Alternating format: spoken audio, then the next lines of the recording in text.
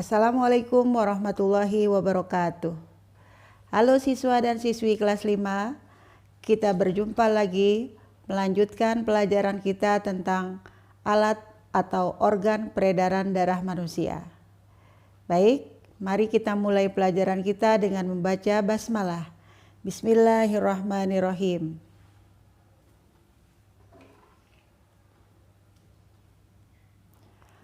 Organ peredaran darah manusia, kita lanjutkan pada sub yang ketiga, yaitu gangguan peredaran darah. Gangguan peredaran darah atau kelainan darah bisa kalian lihat, diantaranya adalah hipertensi atau darah tinggi, hipotensi atau tekanan darah rendah, anemia atau kekurangan darah, stroke, terjadinya penyumbatan, kemudian leukemia atau kanker darah.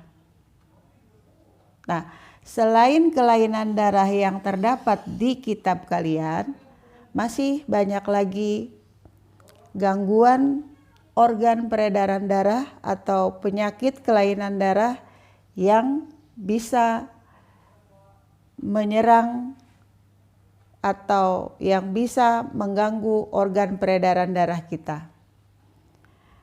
Nah, bagaimana cara memelihara kesehatan organ peredaran darah? Secara umum, organ peredaran darah bisa kita jaga dengan cara yang pertama, beristirahat secara teratur. Yang kedua, berolahraga secara teratur. Yang ketiga, memakan makanan yang bergizi seimbang. Nah, dengan pola hidup sehat seperti ini, istirahat teratur, olahraga teratur, kemudian makanan bergizi seimbang, maka organ peredaran darah kita akan terpelihara kesehatannya. Baik, demikianlah organ peredaran darah manusia. Sekarang kita akan melanjutkan pada halaman berikutnya, organ peredaran darah hewan. Pada organ peredaran darah hewan, terdapat dua macam peredaran darah, yaitu peredaran darah terbuka dan peredaran darah tertutup.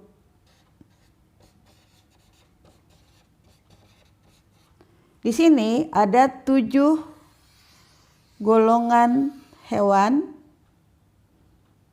atau 7 macam hewan.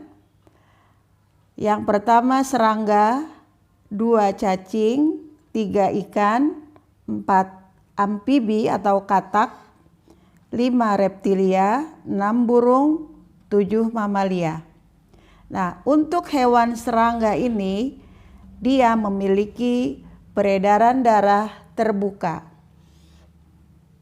Yang dimaksud peredaran darah terbuka adalah bahwa darah itu beredar tidak pada tempatnya.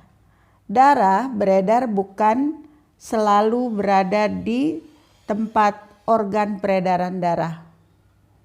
Nah, serangga, organ peredaran darahnya adalah pembuluh darah. Pembuluh darahnya disebut aorta.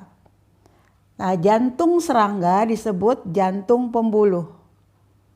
Jantungnya memanjang di sepanjang tubuh serangga. Darah yang beredar melalui jantung tidak kembali lagi ke jantung. Setelah mengalami peredaran darah, maka darah itu tidak kembali lagi ke jantung.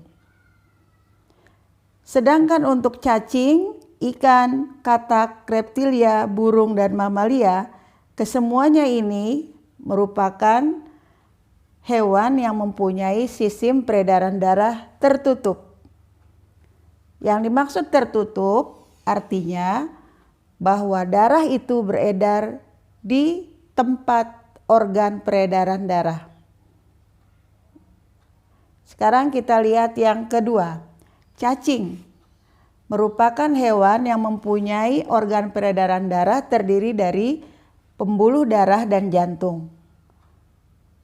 Nah, cacing ini mempunyai pembuluh darah dan jantung yang mempunyai katup. Jadi, darah tidak kembali lagi ke jantung. Baik. Yang ketiga, ikan. Ikan adalah hewan yang mempunyai sistem peredaran darah tertutup. Organ peredaran darahnya terdiri dari jantung dan pembuluh darah. Jantung ikan terdiri dari 2 ruang. 1 serambi, 1 bilik. Oke. Yang keempat, amfibi. Kita contohkan katak. Katak ini mempunyai organ peredaran darah, jantung dan pembuluh darah. Jantung pada katak mempunyai 3 ruang, yaitu 2 ruang serambi dan 1 ruang bilik. Sampai di sini paham? Baik, kita lanjutkan yang kelima. Reptilia. Misalnya ular, kadal, dan lain-lainnya yang termasuk ke dalam golongan reptilia ini, dia mempunyai peredaran darah juga tertutup. Organ peredaran darahnya terdiri dari pembuluh darah dan jantung. Namun pada reptilia ada 4 ruang pada jantungnya yang terdiri dari 2 serambi, 2 bilik. Tapi pada reptilia belum terdapat sekat. Antara serambi dengan bilik tidak terdapat sekat. Sehingga darah kotor yang banyak mengandung CO2 masih bercampur dengan darah bersih. Baik, yang keenam, burung. Burung atau jenis unggas,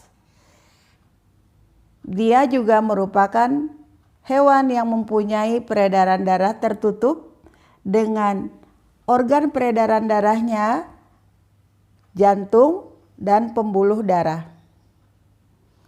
Jantung pada burung juga mempunyai 4 ruang, yaitu 2 serambi, 2 bilik.